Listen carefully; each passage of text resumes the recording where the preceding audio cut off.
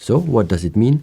The best would be show up here in the temple, live the life together with us, live the daily structure with us, talk with the people that are here in the monastery.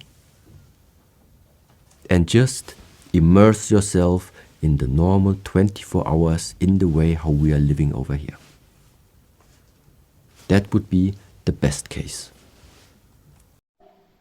So I went there.